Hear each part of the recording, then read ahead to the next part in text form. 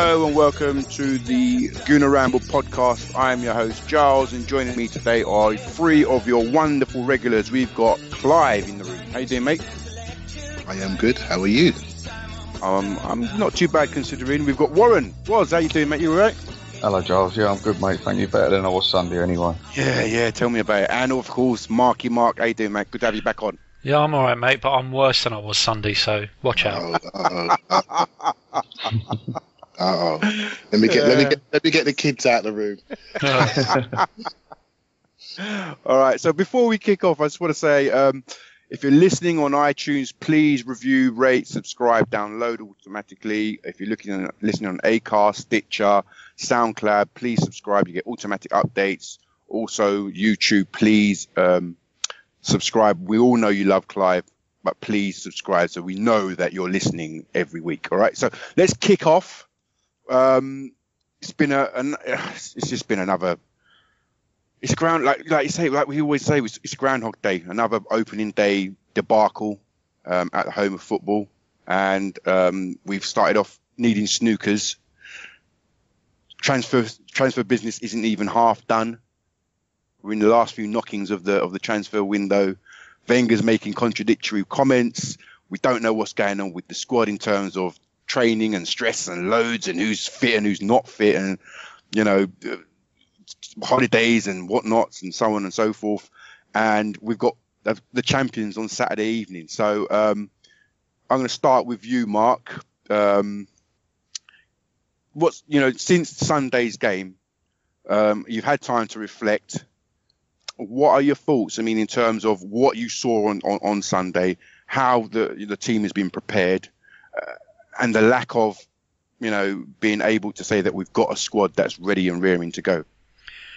I don't know. It's been all about excuses again. Excuses about us not being physically ready, etc., etc. It's it seems to be the same story that we're hearing a lot all the time. And where I'm at. I don't generally pay much attention to anything he says anymore because I've heard it a million times and it just bores me to tears. So I'm finding actually more interest at the moment in watching what's happening with the fan base, to be fair, because obviously with being involved with Black Scarf, it's interesting to see what people's opinions are. So for me, I'm kind of like I'm a bit ambivalent towards the football at the moment because I don't see that anything has changed since the end of last season. We could have just gone straight from the what game was it? Villa at home, straight to the Liverpool game, and you wouldn't really have noticed any difference, to be fair. So I'm more interested in what's happening with the fan base and that, to be fair. Good stuff. As we've just discovered, that will be one of your topics of discussion later on in the podcast. So yes, thanks for giving us a heads up on that. You were there on Sunday. You discussed it with James and Jazz. As well, you've had time to reflect. What are your thoughts? I'm still pretty disillusioned with it all, to be honest with you, mate. Like you touched on, it's just a joke. Nothing's ready. We don't know who's coming and going in the transfer market. I don't think Wenger knows his best team. I don't think he knows what formation he wants to play. I don't know what he's been doing all summer. You've got players getting injured in the first game with muscle strains, and are they prepared? Are they not prepared? To be honest with you, I don't even know what day it is. I'm so confused by what is going on at the Emirates at the moment. And for a club of our size, who we are finished second in the Premier League last season, and we're supposed to be competing for titles, I've lost for words, really. And it would be very, very Arsene Wenger and very Arsenal to go and absolutely smash Leicester again at the weekend and pretend everything's all right. But there's clearly massive underlying issues that have been around for years and years now. And as Mark said, it's a broken record. It's a broken record at the moment. It's got me really down about it, mate. To be honest, at the moment. Clive, over to you. Is there any way you can put any spin on this and make it seem, not as gloomy as what it seems to be? Yeah, I can spin anything, mate. If you look at it, this is probably something that's waiting to happen. We're just not ready for the season on the football playing side of things. If you take out the pillars of our team, the structural points of our team, if you take out our experienced centre halves, our first and second choice, and our third choice centre halves. That's your pillars gone there. If you take out your offensive organiser, and Ozil, that basically dictates and organises our offensive pattern, that's that. And then our second pillar offensively in Giroud, he's not there as well. So you take out those 5 experienced options. You then decide to choose to not select the second guy that directs our attacks in Cazorla, that could basically give a little bit of experience and technical comfort to the team. And then when you have the options of, you've got Sanchez, Walcott, and Oxlade-Chamberlain in the second half, you're thinking, okay, I need to get these players into the right positions, and I don't think he had them in the right positions. I don't think they were to their maximums. And then you add to the fact we've got 2 young 20-year-old centre-backs, one of them going to Emirates maybe for the first time, let alone play there. And then you just look at it all, you think, actually, I think we got away with one. That could have been another 8-2 job, really could have been, on the football side of things. And then you look at what's happening off the pitch, and we're all like mastermind contestants, right? Our specialist subject is Arsene Wenger. We've been studying him for 20 years. We know all his contradictions, we know all his statements, we know everything that he's ever said. And, you know, Mark's been watching the fan base, and I've been saying this for a couple of years, right? Everyone goes, there's 2 factions at Arsenal. There's the AKBs and there's the Wenger out brigades. But I've often said there's another faction, and that's what I call the Board of Wenger Brigade, the BOWs, right? And I think... Oh, not another bloody abbreviation. Yeah, another one. The BOWs, Board of Wenger. I think the media. I think the media's bored. I think the fans are bored. I think everyone's bored. I think the players bored. And what it's doing is, that is helping drive some of the divisions that we see. And I actually think the response has been quite an educated response. I don't think it's been massively vitriolic. It's been a little bit of resignation, which probably is a little bit more worrying.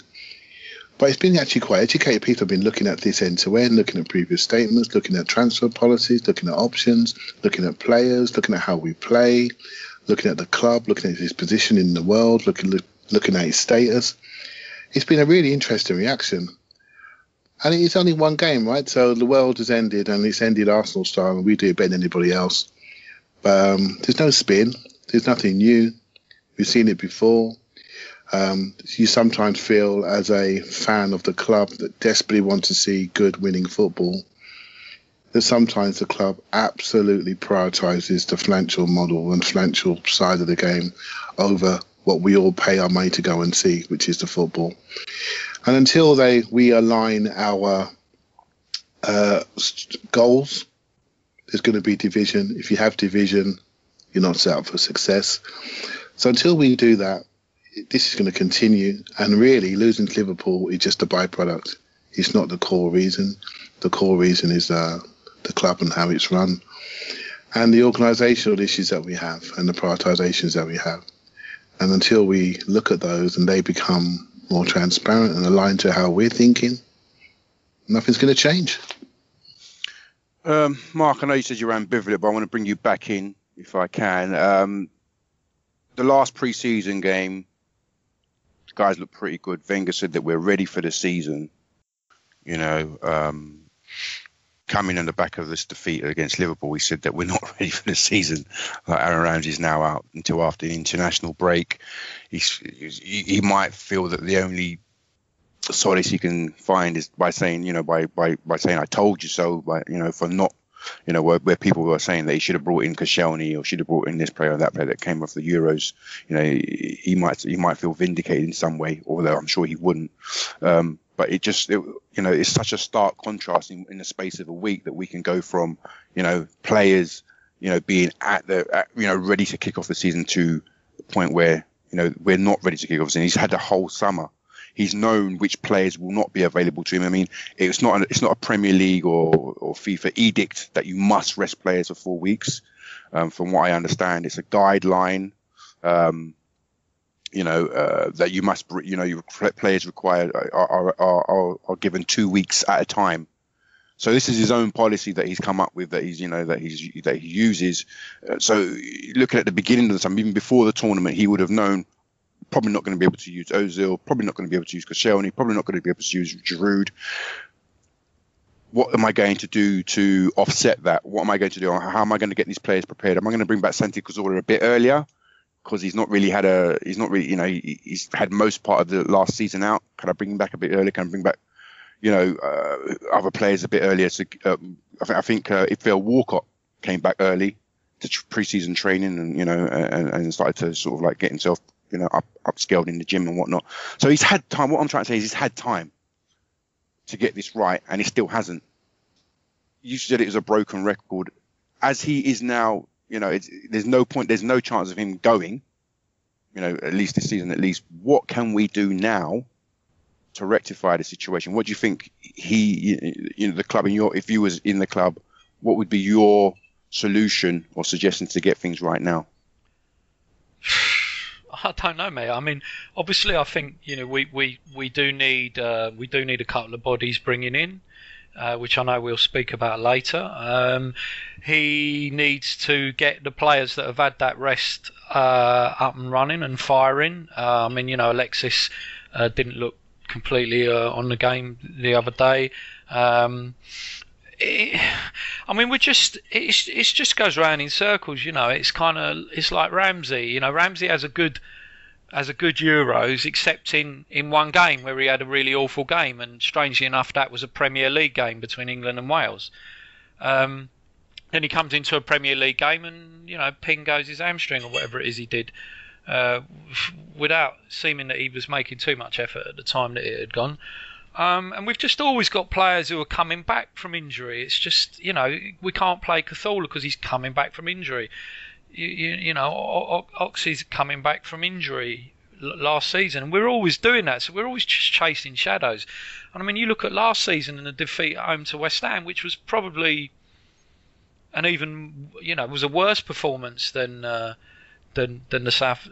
Liverpool game the other day. And yet there was no tournament other than obviously Alexis being away at the Copa America. But, we weren't ready for that either. And I don't know what excuses he came out with then. It was probably, as was says, the same crap bullshit excuses that he just recycles from time to time. He must think, after 20 years, we've all got that old that we've all got short-term memory loss and we can't remember that he says one thing one week and then 2 weeks later he says something else. And, the whole monotonous, anyone who questions him, I've been in this game, 20 years, I've been managing, you can't question me. It's just, I don't know, mate. I think we all need to pray because those players need to do, what worries me is a lot of it, I think, is the players will need to sort some of this stuff out themselves. And unfortunately, I don't see many players there that are capable of getting hold of that squad and getting them to galvanise and do something for themselves without, having to be taught every single thing that they're doing by Arsene Wenger. So that's my main concern. It was Mark's made a point about the players, leaders coming to the fore and sorting things out themselves. If you look back through history, through Wenger's glory years, he had a lot of guys in that team that would, be quite progressive, quite proactive in getting things sorted. Which players are you looking at in this squad to sort of like step up to the fore and really sort of maybe rectify the rights of these wrongs? I think really you've got to look right through the spine of the team, and I think Petr Cech, obviously, he's got vast experience, won major titles, done everything. Koscielny, for me, has got to show a bit more leadership skills if he can. Try and especially in the next coming few weeks, if he is back alongside probably Callum Chambers, maybe Rob Holding, he has got to get a solid partnership going with him. Then we spent £35 million on a big, strong, strapping defensive midfielder who's got leadership qualities, who apparently, for some reason, is on the bench. I don't know why. I don't know what's going on there. I think Granit Xhaka definitely is someone you could look to. I mean, he come on and made about 7 fouls in the first 10 minutes. You know what I mean? Yeah. So sometimes you do need that. And obviously, he was rushing into a game at fast pace when we were struggling to get back in it. But you can't judge him on that. It was just same old carnage again. When we go behind, we just panic and everything goes to pot. And then I even think someone like Olivier Giroud, I see him having a big role to play at the top edge of the park. And players like, I mean, it does look like Theo Walcott's going to get a lot more minutes this season. He's got to show something. I mean, Alexis always leads by example, but with regards to actual someone who's going to grab a game by the scruff of the neck, you're struggling, aren't you? Unless Xhaka gets in, and really looks like the only one who you could really say is going to grab a game and go, look, this is what's got to happen. But that is certainly something that does need addressing, and I just think there's no plan at the moment. I can't see the plan. Like, I don't want to go too much into other clubs, but Pep's gone into City. He's gone out, signed Alito, moved Sterling to the right wing. First 2 games, same front three. He knows what he wants. He's got a set way of playing. He's implementing that, and players will grow into that. Arsene Wenger, I mean, we've got a young lad like Alex Iwobi, who's very, very talented. Last year he's on the right, then he's in the middle of the park. Now he's on the left, and he's like, come on, let's have some structure, have something so we know what is going on. And I don't even think that during games Wenger can react to situations anymore. And it's a good point by Mark that the players maybe do need to start taking it upon themselves. And I'm a bit worried because season by season it's getting less and less sort of in-game management from Wenger, and you can see it time and time again happening. And I just wish that if he had a concise plan that I could buy into and I could see what he was trying to do, I'd say, okay, fair enough, but it's gone. I don't understand it anymore. I'm really struggling. Do you think this is a one-off? Like, are we over analysing what happened on Sunday? Do you think that we could rectify it? And then sort of kick on. I mean, are we being a bit, what's the word, hysterical? A bit, too reactionary. It's easy to do that, but you can't be conceding that many goals at home on the first day of the season. And we're talking about that in isolation, but we have got, like Clive said, our spine coming back, and them 3 players. And for my money, you could talk about injuries and all that, possible injuries, but at the end of the day, they could get injured getting out of their car. We needed them 3 players for the Liverpool game. I'm not being funny. Even if they were on the bench, if we brought Giroud on last 20 and had a focal point, I'll tell you what, Liverpool, they were under the cosh. We got back to 4-3 and then we didn't even have a shot because we didn't have a centre forward. Even having him there on the bench available, Mesut Ozil. I mean, imagine being a goal behind and looking up and you see Giroud and Ozil coming on the pitch. Cazorla made a massive impact. And that's where I get frustrated. I can't understand it all. I keep saying that, but it really is baffling me because I don't want to abuse Arsene, and I appreciate everything he's done for the club, but I'm talking about now. I'm talking about what's happening now. Forget about 20 years ago when he's joined and what he's done for the club. This is now, and probably the last 2 years. So it is, I would say, wouldn't overreact because we have got a very, very good squad, but I just worry about how he's going to deal with that squad and how he's going to extract the best from that squad, and has he got a plan for this squad? Because he's been building it for long enough. Clive, 3 things I'm going to suggest to you what these guys have talked about. Planning for during pre-season, bringing back players from big tournaments. We're talking about stress loads and getting them ready. Are they ready to come in? And also tactics. I want you to discuss those or sort of impart your opinions on those 3 topics there. Start with planning for the season. Well, we haven't been ready for the first game for a while, right? So I think Wenger sees 3 points at the start of the season of lesser value at 3 points at the end. So that's been a common theme the last 7 years. We want 1 game on the opening day, and then against Crystal Palace. Yeah. I mean, Ramsey, yeah. So this has been a common theme. Last year we dragged Alexis off the beach onto the pitch as a substitute, and we didn't get the win, and then we lost him for 2-3 months, and everyone said, what's he bringing him back for so early? So we lose Liverpool, everyone's saying, well, we've got to bring Giroud back. Well, Giroud he's had 3 or 4 days training, right? So football is about reaching those high levels. You can't do it after 3 or 4 days training.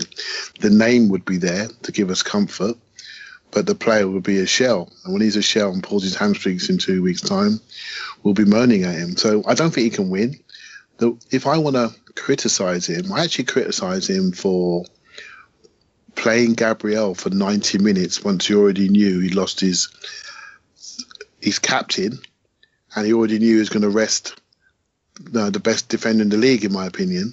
So what do? Your third choice, you play him for 90 minutes in a pre-season friendly rather than playing for 60 or 70 and look after him. And then you gamble playing him 90, he injured himself in the last minute, and you left with a 20 and a 21-year-old. That, to me, is the stuff that he can control. I think he's unlucky to lose 2 centre-halves that he would have started the season with. So I don't know why I find myself defending him, because I feel sometimes some of his messages are mixed, to say the least. But I think he has got a plan. I think on the tactical side, it comes back to my BOW statement, right? Well, sorry, Clive. It was the thing. Well, that's okay. It's when you say he's got a plan. I'm sorry. I just can't help but laugh, mate. Yeah, that's okay. I mean, on the Pep side of things, I've been looking at Pep with envious eyes, looking at how he's using his fullbacks, looking at how he's pushed the emphasis further forward, and it's all new and it's all fresh, and we're bored. Mark's bored. He's just laughing, right? So we're bored, and so yes, we've seen all his tactics, right? So it's managing that boredom. I was tweeting about it this week. It's managing that boredom. So the way you manage that is by being prepared and organised. And we don't look prepared and organised. But on you guys were there on Sunday. I wasn't there, but there was a little bit of trepidation here because we had a young team and the crowd seemed to be really supporting the centre halves. But I didn't see 4 goals going in our net at any point in that first half. I thought we were with decent control. We were doing okay. We weren't maximising our dominance, typical Arsenal style. We only had 1 goal and we should have had 2 or 3. And we go in 1-1 with our heads down. And my criticism for the game on the weekend, the thing that worries me the most is I don't want to criticise individuals on the first day of the season. Many of them playing out of position, many of them overexposed. But I do worry about our game management. I do worry about how we manage moments of adversity during football matches. Because that 4 goals in 18 minutes, it's not the first time that's happened. And it's happening more and more where we capitulate. And that's a trend, regardless of who's on the pitch. And that's indicative of a lack of managing critical periods, like for half-time, etc. We're not doing that very well. So, yeah, I mean, I don't know why I find myself in a slightly defensive mode tonight for the manager. But I find myself defending him a little bit more than I would have done on Sunday night. Can I come back to a point, Clive? Can I come back to a point? Yeah. I just want to say, I think it's really important that we lost a game badly at home. We lost a game last year badly at home. Right? The situation is, what am I trying to say here? Are we just gonna overreact and can totally kill the one thing that we enjoy while she's going to football? I don't think we should overreact about it. If we lose the next 3 or 4, then the situation will take care of itself, right? So, but it's one game and see how we go at the weekend. Just one thing though, Clive. You say us killing it. You know what, mate? It's not us killing it. And you've said it. You've said that before about you have a go. You've had a go at me before about saying don't be so negative. Why are you so down? You're killing the thing you enjoy. I'm not killing it, mate. The people in charge of our club are killing the thing that I enjoy. I don't enjoy going to Arsenal. The best thing about going to Arsenal now is going to the pub before the game and meeting up with Giles and Chris and Steve and the other geezers that I have a drink with and having a drink. And then when I walk to the ground, I think, fucking who knows what's going to happen today? Who knows? Even the start of a new season. I'm not entering this season with any hope whatsoever. Yeah? And it's not me that's killing that. I've had the hope ground out of me by the people in charge of our club. So I understand what you're saying, but I don't choose to be like this. Anyone who's known me for a long time will know that I've enjoyed the good times and that as much as anyone else. But I've had it ground out of me by the people who are in charge of this club, who can't maximise our resources, who can't do what's needed to be done to get a squad of players ready for the first game of the season, who can't get players who can sort themselves out on a pitch and end up turning around, looking at each other, looking for someone to do something, because they don't bother looking at the bench anymore to look at Arsene with his head in his hands. So it's not me that's done this. It's the people in charge of our club that's done this. I'm sick and tired of it, but I ain't going to stop going, am I? Because it's the monkey on my back. I'll never stop going. I know loads of people who've stopped, but I'm not going to stop going. It's not me, mate. Don't blame me. Yeah, it's the people. I didn't blame you. No, I know what you're saying, but I don't choose to do this. Yeah, I don't choose to be unhappy with my club. I'm unhappy with my club because I have an opinion that I believe is a realistic opinion about what's being done to it over the last few years. And I apologise. I don't mean to have a go at you either, mate. But I know it's just I let it go the last time you said it, but this time I just wanted to say I don't choose to do this. This is being done to me, and yet we get told by Wenger that market prices on players are too high. Well, you know what? Market prices on tickets are too high as well.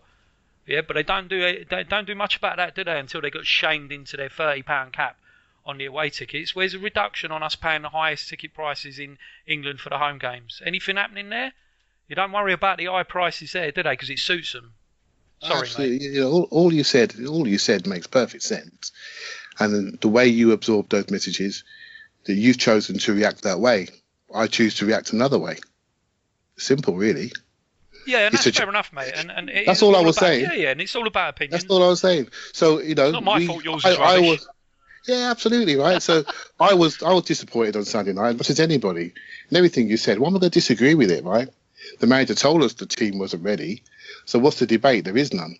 But then I've got to say, well, actually, you know what? What can I control here?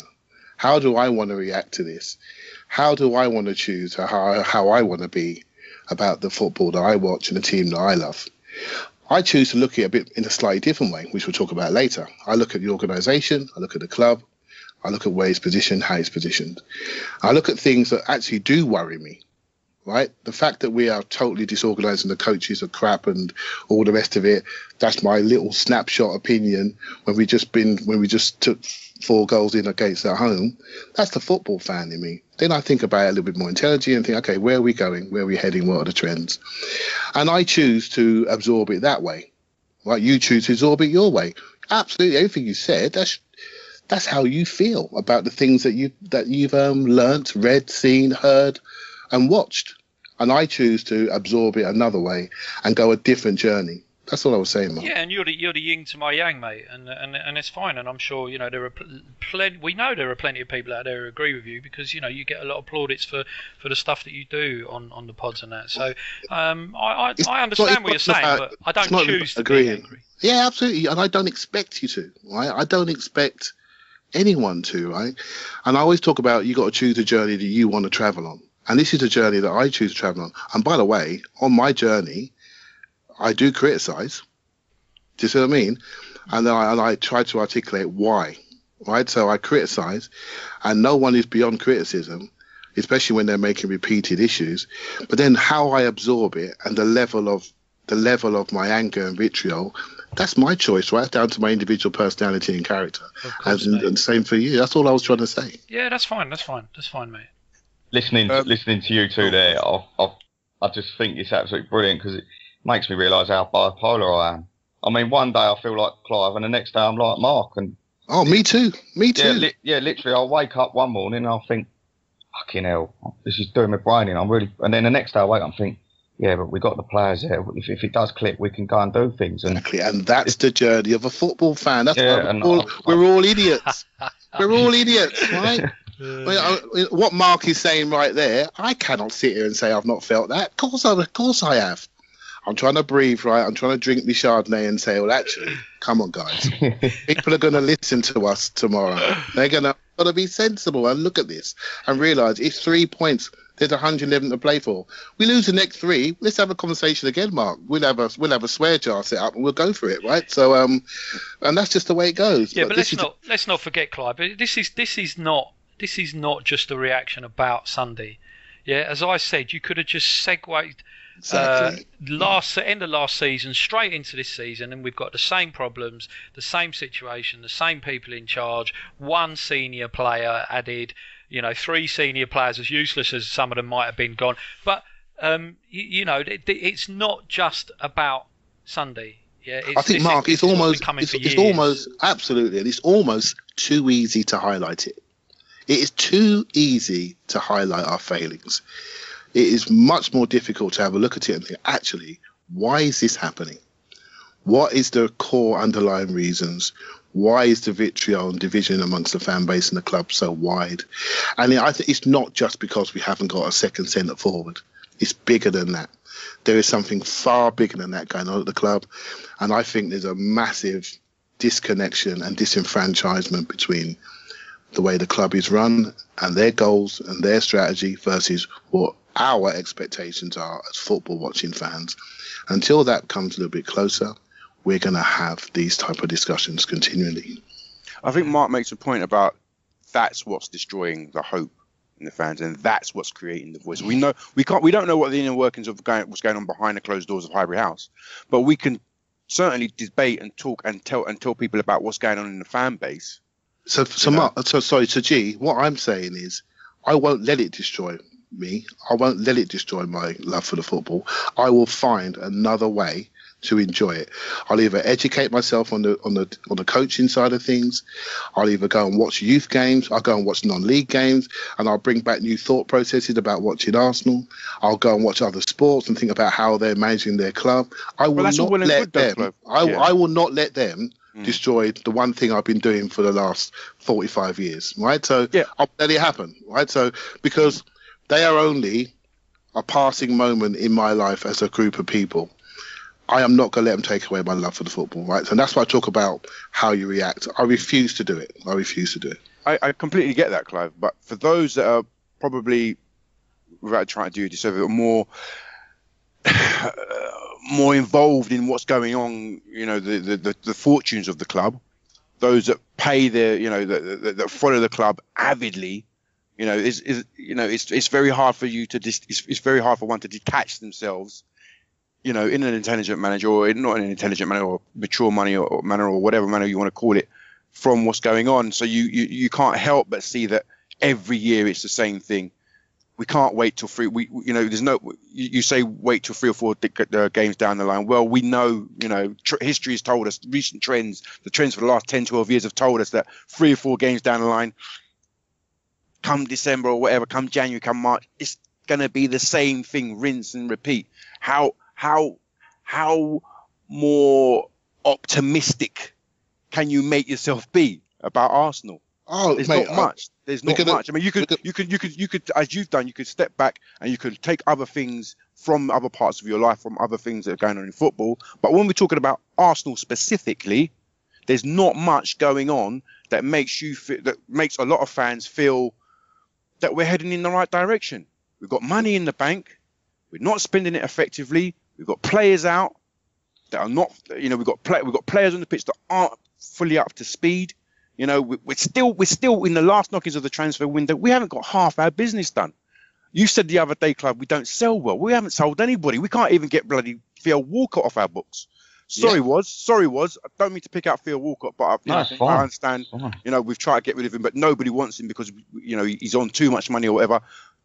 Call it. Pick any player in that squad. Pick Jack Wilshere if you want.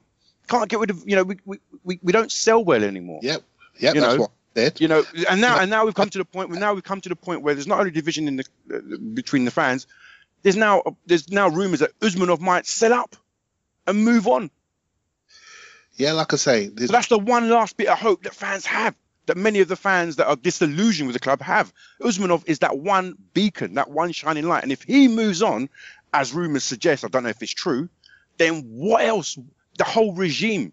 Tell you what, Giles, I could absolutely annihilate Arsenal right now on their buying policy, their selling policy, how they run their club, their organisational structure, their strategy, their hierarchy. I could annihilate them. I could absolutely do it right now, just annihilate them. What's he going to do? Make me feel good for a short period of time? Get me a few Twitter followers? I could annihilate him. You look at the guy we just made captain, right? Now, in the world where I live in, you got someone like that in the last year of his contract. What you do is you look to sell him. You don't let him go into the last year of his contract. Reward him with the captaincy, a nominal captain, even though he's going to be out injured till January. What does that tell you about the organisation and structure of the club? That, to me, is a worrying thing, because that, to me, is bigger than having our £35 million left winger playing centre forward 15 yards away from anybody else. Well, I can annihilate that as well. It's too easy. We've got massive organisation hierarchical issues that you've heard me say many, many times before. And until we sort those things out, it's not going to change. Right? We're going to have these moments every 6 weeks where we absolutely want to hang ourselves because a manager's made a mistake, right? Or multiple mistakes. And then we're going to look deeply into it and we're going to analyse it, every single aspect of it. And then we're going to win a couple. Then we're going to be back here again, right? So when really the issues to me are far more deeply rooted within the club, how it's run and how it's perceived to the wider world. You read Callum's article on the Ramble site?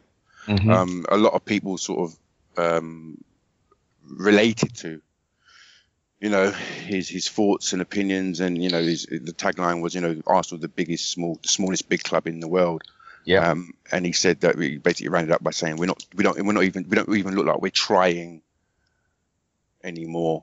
Did you agree with a lot of what he said? Do you agree with the sentiments? Yeah, in fact, I thought it was a fantastic read, and for me, I think whether you're Wenger in, Wenger out, whatever, or board of Wenger, the new one, Clive's new one, I think I'm going to adopt that.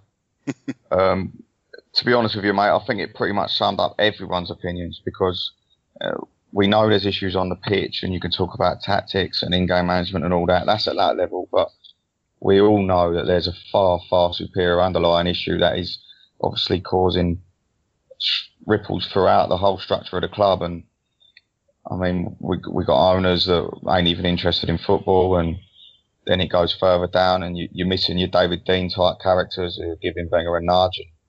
You got things from top to bottom, and it just seems that the club are just serenely drifting into profit every season. Like Mark touched on, we're paying higher prices. We're seeing very, very little investment back into the playing squad. And as a fan, seeing the same thing develop over and over again is driving us insane. And that article, I thought, was absolutely spot on. And there's just so much wrong throughout the core of the club, and there's so many issues that need addressing, and I don't know where to start. The sad thing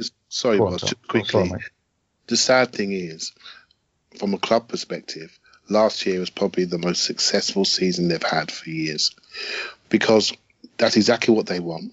They want to get a qualifying game in the Champions League. They want to get to the knockouts. They'd like to go on around further, but they want to make sure they go to the top four again. So they're okay with that, as long as they get to a qualifying level. And actually, I'm not sure they want to win the league. If you win the league, they've got to pay out all these champions bonuses. So all the bonuses you get for winning the league, it actually costs them a lot of money. Finishing second gives you the highest TV money percentile without having to pay out any Champions League bonuses. As far as that board is concerned, last year was a wonderful, wonderful season. And once you know that and recognise that, then you've got to say... once you know that's the truth, mate. That is the truth. Clive, but it don't matter. It's the truth for them, but we can't accept that. We have to do something about that. Of course we can't. So for us, that's not the same, which I spoke about earlier. Unless our goals are aligned, this is going to continue. But you know what? They hold the con. They hold everything. They don't treat us with any type of respect. Or I've never heard the club come out and say, well, actually, guys, we've had a few issues with buying them. We're not got the squad where we need to be, and it's my issue. I didn't get the team in place. I've never heard that from anyone in the club. I've never heard anyone sort of apologise. So what are we expecting? What are we expecting from them? Right? So we're only talking about something that we know is not coming back. It's not coming back. I read something when Liverpool had the ticket issues, and they were going to do some £75 tickets. And Liverpool fans did a little demonstration, and I read the statement that the board wrote to Liverpool fans. They were apologising so profusely for misreading the situation, mismanaging the situation. And I looked at it and thought, that's a complete step down. And I thought about my own club. I've never seen anyone say anything that made a mistake in any which way or form. They don't treat the fans with the same level of reverence. They don't see them as part of their overall brand. They want more of them, but they don't see it that way. They don't see them as an equal partner. And once I read things like that, I got to say to myself, okay, Clive, you've got to choose how you want to watch your game of football, because there's so many things wrong with our club. I do not want to let that ruin my joy from watching Arsenal. Well, I'm just going to pop in there, Clive, because at the moment, like, I'm travelling to Leicester on Saturday, and I'm going to go. I've got my travel scheme, away travel club, and all that bollocks. But I'm going to go to pretty much every game this year. And at the moment, I think I'd have more enjoyment sat there with a blindfold on, with earplugs in. That's how I feel, because it frustrates the life out of me watching the game at the moment, and it's like a really horrible drug at the moment. Yeah, and we're all sucked into it, and you can't stop doing it, and it takes over your life. And I agree with you, at times you've got to step back, but we're just it's really baffling. I admire your attitude, Clive, to an extent, because it is a very rational way of looking at it, rather than howling at the moon, But I'm afraid I got past the stage where I could do what you've just advocated a good few years ago, and I'm afraid that the Arsenal means too much to me to not get wound up about it. I can't walk away. I can't walk away from it and not go anymore, because it's just not in my nature. I've been going for 40 years. I can't just stop. And I need to try and do something about it. And whether that's just me having a moan up on Twitter, or whether it's the stuff that I try and do with Black Scarf and with where we try and work with the other fan groups to make a change. I'm just not prepared to roll over and have my tummy tickled by Stan anymore. I'm just not prepared to put up with the same shit every season. Every season of late, it is the same, and listening to the same people. I mean, I've given up my ticket for Leicester on Saturday, because I just can't be asked. I can't be bothered to go. I'll have it. And this is it's gone, mate. This is because this is where they've got me to, but I just can't be bothered. When the fourth goal went in on Sunday, I left, and I tell you the reason I left. It wasn't because of the football, because I'm used to watching us have shit games of football and capitulate to teams that we should be beating and that. Yeah, it wasn't the football. It was the fans. Yeah, I sat there and I looked around me, and I'm looking at people, and they're standing up and they're shouting and slagging off Wenger, and they're abusing him, and they're abusing players, and they're booing. Yeah, and where were all of these people? Yeah, at the end of last season, when we asked for a respectful protest, just hold up a banner and try and have the media see how many Arsenal fans were unhappy with the situation. Yeah, where were they all? Yeah, they weren't there. But at half time in that game, yeah, they got up and they booed. But then, and in this game, like, we're only like 4 games later, it probably chronologically, but this game, they all going mental. And I thought, I cannot sit here and listen to these hypocritical wankers. Yeah, I'm just going, because I can't be doing with it, because these are the people who, when it comes down to it, they won't do anything, yeah, to try and show the club that we're not happy. And I know that there are people who will go, nothing will change, it doesn't matter what you do. Yeah, even though we've seen the Premier League have to do the £30 away cap, even though we've seen the Liverpool fans protest and get those ticket prices changed, people will say nothing will change. Well, do you know what? Maybe nothing will change, but for this club, I'm prepared to bloody do something, rather than sit on my hands and just let Kroenke use us as a cash cow and watch Arsene Wenger just be allowed to just let the club stagnate even further than it already has, purely because he is the most ideal manager in the world for someone like Stan Kroenke. And I'm just not going to have it, mate. I'm sick and tired of it, because this club means so much to me and to so many other people as well. And lots of them have walked away and won't even go anymore to the Emirates, because it's not the best place to go and watch football anymore. And yeah, I want to go to away games, but you know what? I don't want to go to Leicester. I really don't. I sounded like Elvis Costello there, innit? I don't want to go to Chelsea. I don't want to go to Leicester, because I just can't be bothered. I just can't be asked to go up there and maybe watch, And I went there last year. Great game. Really nice day. good game of football. You know, we knocked them all over the place, took 6 points off them, still finished 10 points behind. I just can't be arsed, mate. I've had enough.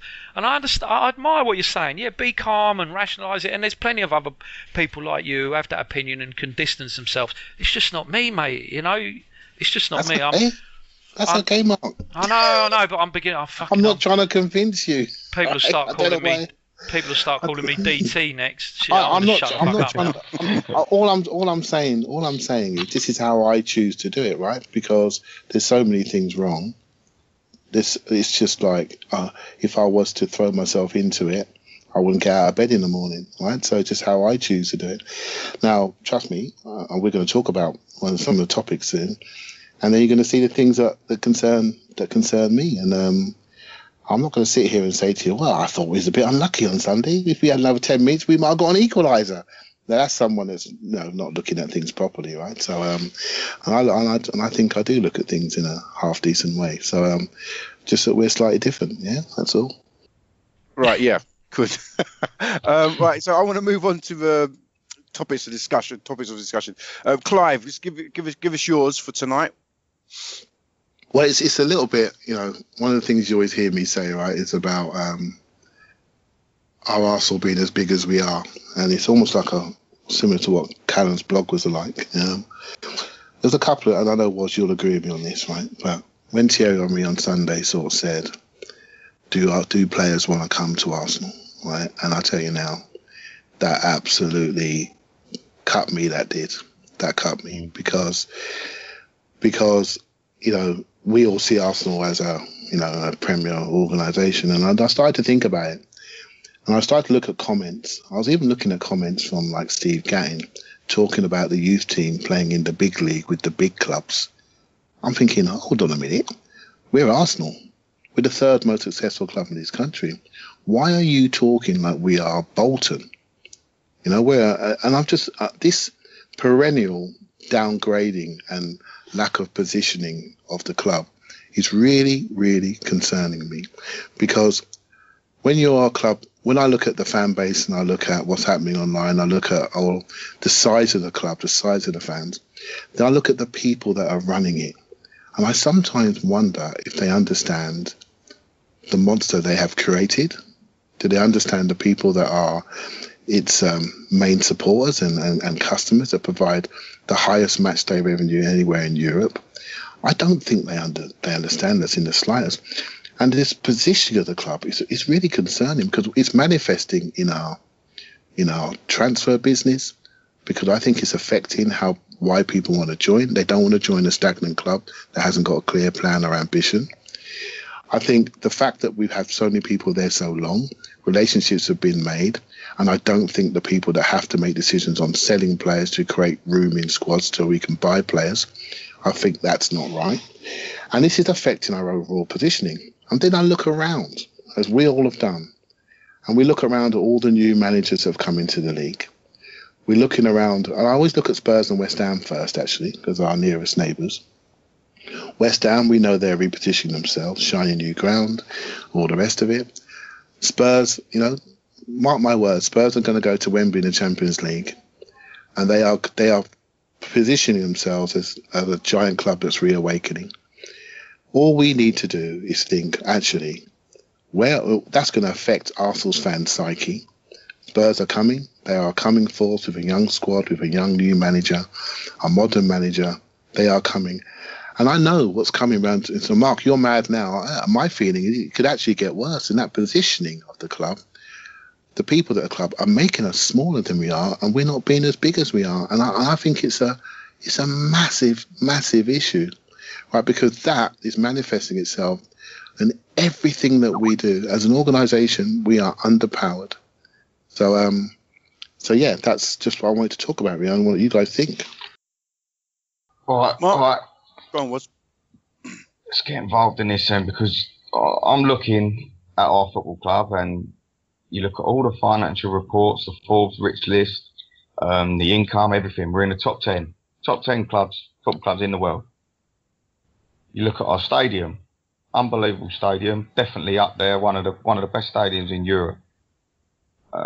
you look at our apparent available funds for transfers, etc., and then you go the lower and lower through the club you go, the worse and worse it gets. And it eventually ends up on the football pitch with Rob Holding from Bolton on the first day of the season at Liverpool at home. And every other club are taking massive strides to be better. And like Clive said, it made me think, are the football club dulling down us, trying to lower fans' expectations so they continue to make a pretty profit? We're not just a top 4 team. We are set up and built to be a club challenging to win the Champions League year in, year out. Whether people want to agree with that or not, on the pitch, we're nowhere near. Off the pitch, we're there. And that is a fact.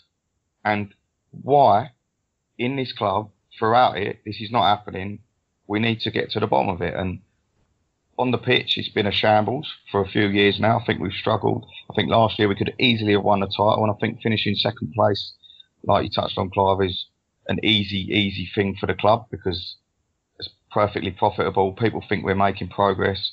I think it's bollocks. I think we're being taken for a ride, and the money's there, everything's there. Why are we not going out and doing what City are doing? They've developed. Look at what they've done at that football club. Bloody hell, since they moved to that stadium, yeah, they've had a bit of luck on the way and things have fell in their path, but they've gone out. Pep Guardiola, bloody hell, what a statement that is. I said it all last year. If our football club had any ambition and had anything about them, Pep Guardiola available, they'd have gone out there, and on Sunday it had been Pep and Arteta in our dugout managing our club, and we would have gone out this summer. And Thierry Henry, get them all, and Bergkamp, we'll line them all up. We'll have a bench behind the bench. But literally, mate, I just question where it's heading, and it's disgusting, really, because City ain't a bigger club than us. They're on the road to being a bigger club than us. Spurs ain't a bigger club than us. None of these clubs, Liverpool have got a massive worldwide following, etc. But if you look recently, look at the financial income and everything like that, with the new Anfield, the new Cop and everything, it's going to improve for them. But they're another club we want to get back up to the top part of the game, and we still never ever won the Champions League, and we're still nowhere near even competing for it. And we just sat here with Arsene Wenger after 20 years, who had a fantastic first 10 years, and then the next 10 years, the transition to the Emirates, we were fed this whole thing about we have to do this to compete, blah, blah, blah, blah. Well, hang on a minute. Liverpool are going to be playing in a near 60,000 seater stadium. Tottenham are going to have a 60,000 seater stadium. West Ham have moved to the Olympic Park. Manchester City have got the City of Manchester Stadium. Old Trafford's been expanded. What was it all for? And we're still sat here with all the money. We've got the money, and we're just not doing it as a club. And we're the mugs paying every week, going there, watching this, and it's just mad. I really, really need to ask what is going on from top to bottom, and I'm not the one to explain it because I'm baffled. We've had 10 years in the new stadium, 10 years, and as Clive said last season was our best finish by far. Not only as a position in the club, as a position in the table, but as you were saying, Clive, money-wise, the percentile, not having, and also, the added benefit of not having to pay the bonuses and whatnot. 10 years. Terrible. It's terrible that I even think that way. Yeah. That's supposed to be our next level. Remember, we moved to the Emirates to get to the next level. That was. I can remember walking across the bridge on the Bergkamp testimonial, and the first thing I thought, because we'd had years and years of Vieira and Henry, nearly going, the first thing I thought was, wow, look at that. No one's going to come and take our players anymore. I can't wait till we start being as big as we are. 10 years later, we've seen multiple captains being sold, multiple of our best players gone to pay for bad deals for the stadium. We get the money. Everyone says from 2014 we've now got better deals. We go in with some deals that have immediately been surpassed.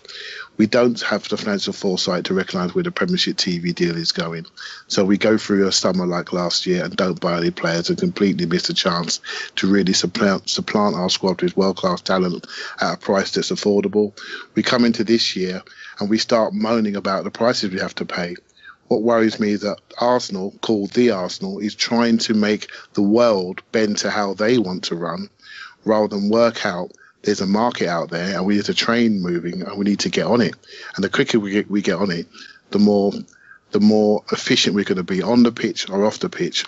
To stop moaning about FFFP and stop moaning about the fact that Christian Benteke can go for 32 million today. This is the world we live in today. Getting on it. So that's the stuff that worries me. And so that's how I think. Right? That's how I think. Because until we fix that strategy, until we understand where we're going as a club, we're never going to see the football improve and get to level. Because have you heard anybody talk at Arsenal about winning the Champions League? No way. And not one person has shown any sort of willingness and any sort of anything. They ain't shown anything.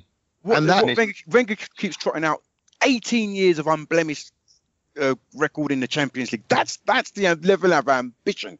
Exactly. They may tell us that we want to win the Champions League, but the fact that he trots out every season when we're about to on the brink of going out or when we've gone out, 18 years of unblemished record appearance in the Champions League. Even Real Madrid haven't done that. That's the line that they trot out, and you think to yourself, that's the level of your ambition. That's it there. In my line. For me, mate, I literally feel like at the moment I'm stood in the middle of a seesaw. And I think we're eight months away from losing Ozil and Sanchez, and I'm going left. Or we're 8 months away from winning the Premier League title, making some big signings, and then we're going the other way. But at the moment, I can only see it going one way, and I don't think I want to be on this seesaw. You're absolutely right. It does feel like that. It does actually feel like that. Because people are saying, that Sanchez and Ozil will definitely sign. Well, if they don't sign by December, that's 18 months. And Wenger hates being in that position of a player is within 18 months of the end of his contract, because it weakens his position and strengthens the player's position. If you were there, would you sign? Exactly. I wouldn't sign. And they are winners. They are winners. Why would you sign? No, they are footballers. And they are 27 years of age. They're world class, and they have the next 3 years of their career to think about. Are they going to give the next 3 years of their career to Arsenal Football Club? For them to do that, they need to see indicators that we are moving forward. I don't think it's necessarily about how much we pay them. I think it's actually about the club moving to that perceived quote unquote next level. As you said, this is the key. These are the key years of their life. Their football careers are coming into. They want to win. They are winners. We've got to furnish them with that. Yep. Absolutely. I don't really see. I mean, we're haggling over Mustafi. The release clause is something like 50 million euros. They're giving him a discount for 26 million pounds. We want to keep money to for this world class football striker that we want to sign. What are we talking about? 5 million. We want to keep aside we haven't got 5 million to put forward to this deal to bring it over the line. I remember not Real Madrid. I think it was Bayern Munich's one of their directors said, "We don't haggle over 2 or 3 million pounds. We don't haggle. You want to? Why haggle over 2 or 3 million pounds? We're a big club." All you do is change the payment structure. I mean, it's business, right? Change the payment structure. Give them some unrealistic bonus thing or incentivize or add-ons or whatever, something. You just do something, and it's what it is. It feels as though is that we're trying to get the world to operate like we operate, and the world has said, you know what, I'm not waiting for you. You are now vulnerable, Arsenal. You are a top table club, and you're vulnerable, and the other clubs are coming for us. They are coming for us, and I just wonder if our establishment and our board and our management really understand how the fans feel and what's actually happening out there. And how do the footballers feel? I mean, like you said, that footballers are turning. Thierry Henry said, what? Vardy got a call from Arsenal and said, let me think about it. Think about that. Think about that 3 years ago, 4 years, 5 years ago. Talk less of 10, 15 years ago.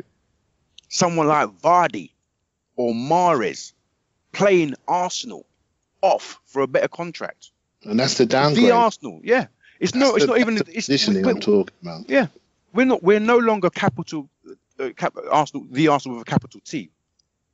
We're no longer Arsenal with the capital T.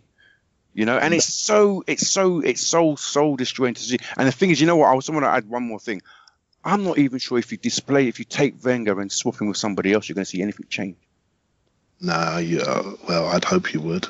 Right? So I don't know, because you're going to have to find a manager that can operate within that structure, yeah, that's probably not going to be given as much leeway as Arsene Wenger has. Remember when we got rid of George Graham, they said no one else is going to have as much absolute power as George Graham had before. You know, Wenger worked himself into a situation where once Dean left, he was the omnipresent, or whatever you want to call it, overseer of everything. They're not going to allow somebody to have that much control going forward. You know, so it's the regime. We got people there sitting in the board positions that are happy with how things are going. We've got Lord Harris, who gets drunk, comes to an AGM and says, "Oh, we've got £200 million to spend, mate," knowing full well that, you know, we're never gonna spend that money. Even though we haven't got £200 million to spend, we're not even going to spend 100 mil. Have you ever seen the Diamond Club? Yes, I've been there. Not on the match day, but I've actually been taken through there. It is something else. That tells you a lot about the priorities of the people that are in our club. They have a lovely establishment. They run it. They take the profits. They have a wonderful day on match day. And we get to go to European football. They got a manager that keeps bringing the profits through the door because he positions the club on the football side of things. And the expectations of the people around the club are different to the expectations of the fans that watch the club. But the vast majority of the fans that watch the club. And even though they're rational people like me, I'm not stupid. I know what I'm looking at. I just choose to absorb it a different way. But trust me, it's coming to a head. It's coming to a natural end. Because if that's how people act after the first game, it actually really surprised me. I thought people were really quite calm because they've seen it all before. And I tell you, that's the worst emotion of all. I think when people start to act like that, I think the club needs to be really worried because there's a lot of very educated response to what happened last week. It wasn't just get rid of the managers type stuff. So I think she's going to run for a little while, and I don't see it ending prettily.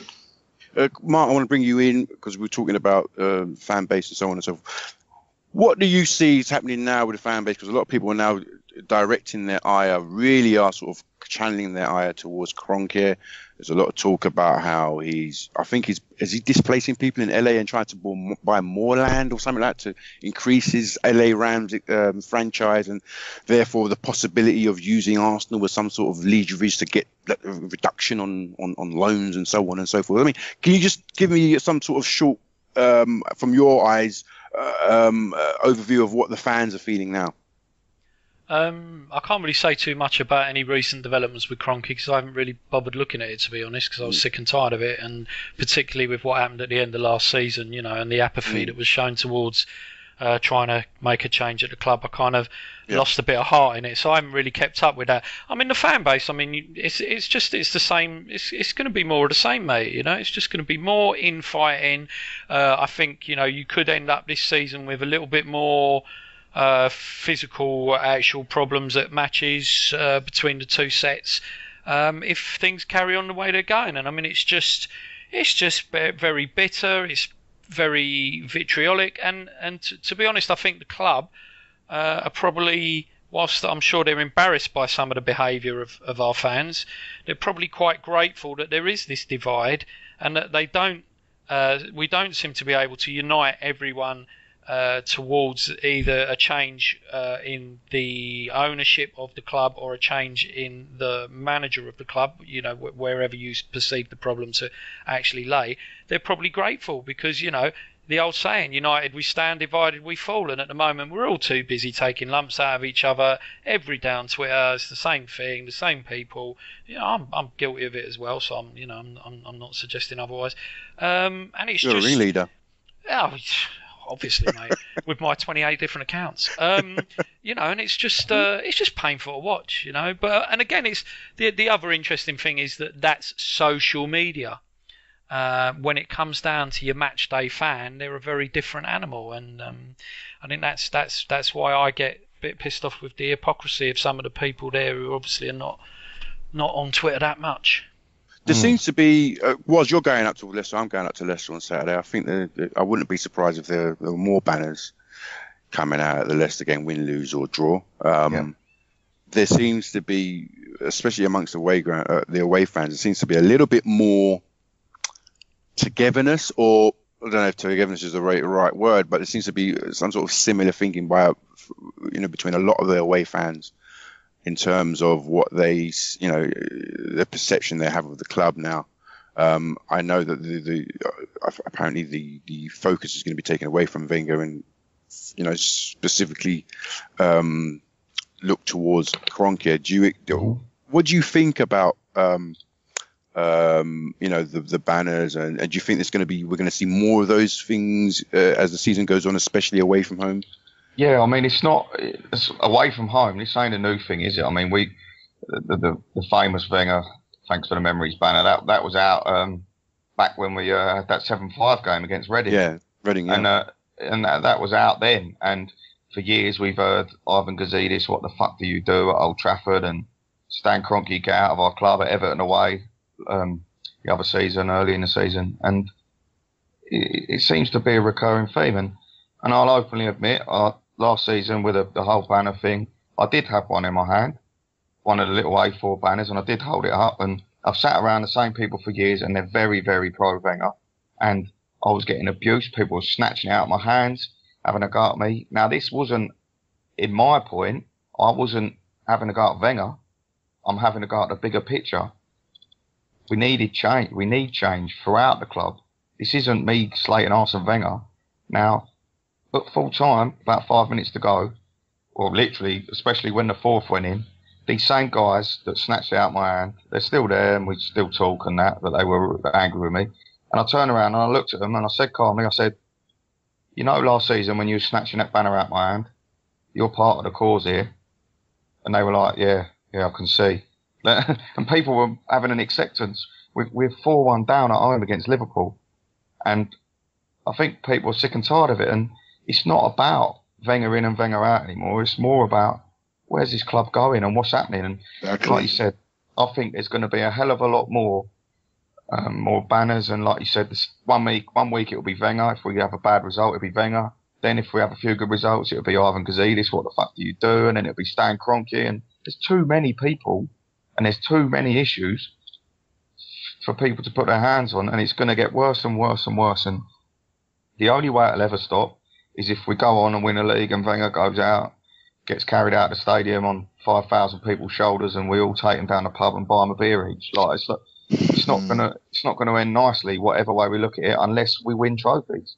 And I'm not talking an FA Cup anymore. It's got past that. I don't even think an FA Cup would suffice. So I don't know anymore. It is getting, especially away, like you said, Giles, people are feeling the same sort of feeling now. And for years it's been happening, but now I'd say it's more a majority than a minority, mate, especially away. Yeah, indeed.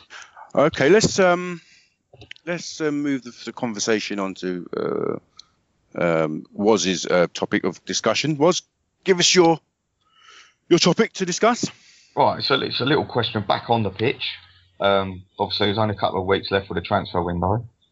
I'm giving everyone 3 positions to purchase in. What 3 would they be?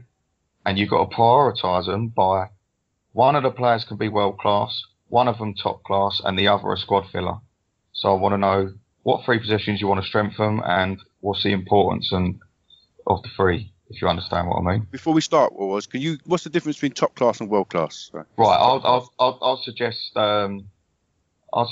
players. I'd say world class is sort of Mesut Ozil or Alexis Sanchez level, and I'd say top class is probably just that level below. Someone who's performing really well across Europe, but haven't really done it at the highest level in the Champions League and proved that they are, I think realistically there's only a few world-class footballers out there, and I think like Mesut Ozil is one of them, and Alexis Sanchez is one of them. He's one of the top wingers in the world, so that's world-class. And then top class, I'd say. I mean, I don't want to be harsh on players like Santi, but I think Santi's a fantastic footballer, but he's not in Ozil's bracket, if you know what I mean. He's a top-class footballer, but he ain't quite Ozil. So that's that's what I mean. Who wants to kick us off? Let's get Mark back in on it. Kick us off, Mark. Who's your 3? Have we got to give names, or is it just where? No, which way? Just where you go with it. Yeah, I think we need a world-class centre forward, because with the amount of chances we can create, a world-class centre forward would score goals all day long. I think we need a top-class centre half to go alongside Koscielny.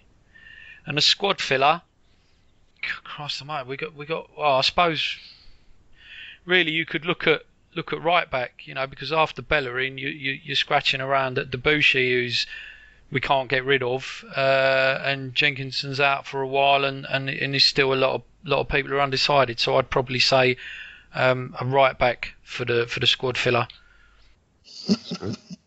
Go on, Clive. Well, there's 3 positions I'm looking at, right? So centre half, centre forward, and for me, sort of wide midfielder, right? So and a wide attacking 1-on-1 midfielder. So like. I do sort of feel I'm looking at our centre half options, and I agree with Mark. Well, actually, I disagree with Mark slightly. I do think that getting a world class centre half is really important. I just think the stability of the side. Once you lose that stability, things happen like Sunday, right? So I think it's really important. The top class player would be in a centre forward position, and the squad filler would be in a wide midfielder position. And I just think we need to turn over some things there. There's some wide midfielders been at the club too long. I'd just like to see another one come in. And that's how I would look at it. I have thought about the centre forward, and I love Aubameyang, and something like that could transform the whole atmosphere of the club. And maybe they will do something, not saying like that, but we all heard about the rumours and we don't know the names, but that could transform the mood of the club. With my football head on and my coaching head on, I don't like a team that's unstable, and I definitely think Koscielny needs a new partner. All right, for me, I think you could do with. I don't think there's any world-class centre halves out there actually. So I'd go for a top-class centre half. I think Mustafi and them not around that could be around that level. I think I'd have a world-class centre forward. I think there are probably more world-class centre forwards out there than there are world-class centre halves. So that's where I'd go.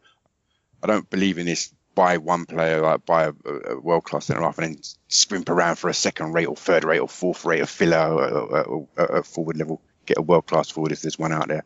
And as a filler, I'd go for a wide attacker, because I think we need somebody who can coach up in that position. So those are my 3: world-class centre forward, top-class centre half, and a promising wide attacker. Yeah, I was identical to you, Giles. And when Arsenal have never gone out and bust their bollocks on a centre forward. I love Olivier Giroud. I just feel he's a very, very good striker. And I would actually say he's in the bracket of being a top-class striker. If you play to his strengths, he is. But we need to go out. I just feel that position, like Clive said, it would transform the feeling around the club. And there'd be someone that you can look at up front. And if it ain't happening, you can bring Giroud on. We've got options. But I would just love to see us go out massive. Mustafi would be perfect, so top class centre back. But I'd love to see us go out and just really, everyone's calling it a madness. Well, let's see it and see if that could transfer, like I was saying, tip my seesaw the right way. Yeah, absolutely. All right, look, we're coming towards the end. We've had over an hour now discussing and scratching our heads to no avail. Before we wrap it up, I want to get your predictions for the weekend's game. Start with you, Mark. Are you coming with us on Saturday, Mark? You going to try and get up there? Or? No, I don't know, mate. I don't know. I've told him to get rid of it, but if you're going, I might change my mind, but I'll wait and see. Yeah, the drug. No, it's fucking monkey on my back, mate, and there is no methadone for this shit, I tell you. Son, sniff it up. Sniff the magic dragon, mate. Puff the magic dragon. I've got a spare and all, so there's no excuse. There you go, Mark. There you go, mate. Go on, anyway. Prediction. 2-2. Vardy and Mahrez will both score. Just to take the piss.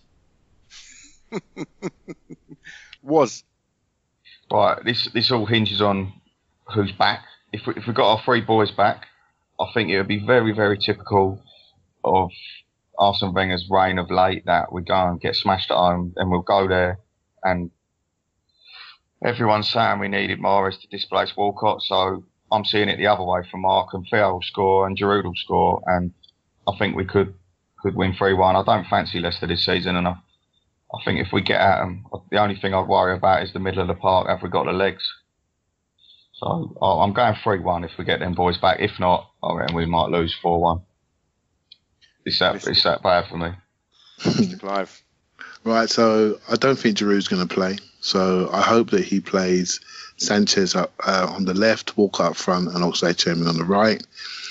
If he gets Xhaka, Elneny, and Cazorla centre mid. If we get Koscielny back, Ozil will be on the bench. Koscielny back. I don't mind who's next to him, and I'm edging towards Holding actually, but I don't mind who's next to Koscielny. And basically, if we have that type of team out, I think we'll be fine. I think we'll win the game. I think there'll be more spaces. There isn't Kante to do two men's jobs without run them, without control the game, and we'll win the game as long as we defend our line properly, know when to go deep and know when to push up.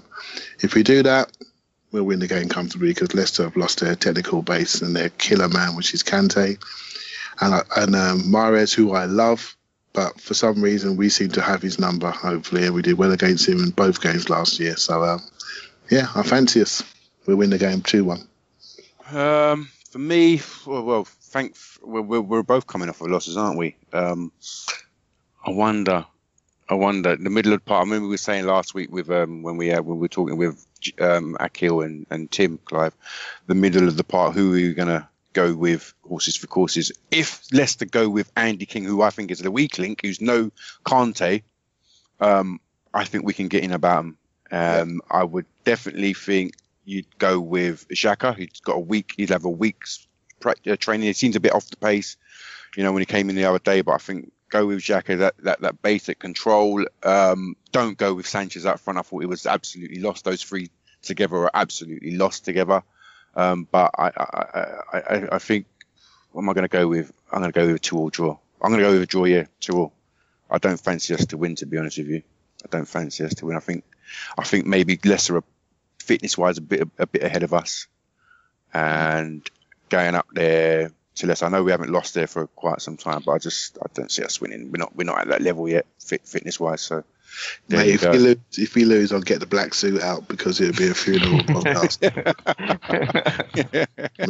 Because we've just lost one game. If we lose 2, that's it. Get the black suit. Away we go. Let's just we should have some funeral music in the background and do the podcast that way.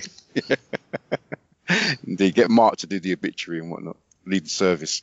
All right. So before we go, we're doing the Arsenal. Got obviously Gooner Ramble. We've got our fantasy football league competition. If you haven't joined up, the code is 68563-165790. I don't know. I think it's in the Premier League Fantasy League.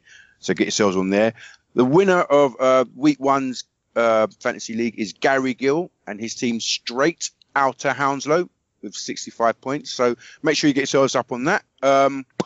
Also, subscribe to us on iTunes, rate, review, SoundCloud, Acast, Stitcher, all the platforms, as well as YouTube. I want to thank the boys, Clive, Mark, and Woz. I don't know how many. I think is this the first time we've had all 3 of you on together? Yeah. Yes, mate. It is. Yes, indeed. A seminal moment in Gooner Ramble history. Thank you all for coming on. Catch the boys with a post-match review after the game on Saturday or Sunday or the weekend, and catch us again next Thursday. I've been your host, Giles. I'm no longer on Twitter. I've been suspended. What a plum. Yeah, you lot were having a laugh at me in the WhatsApp group. I'm no longer on Twitter for now. I've been suspended. So, you'll only catch my voice here. But, that's been a Good Ramble podcast. Hope you enjoyed yourself. Thank you, and speak to you again. Take care.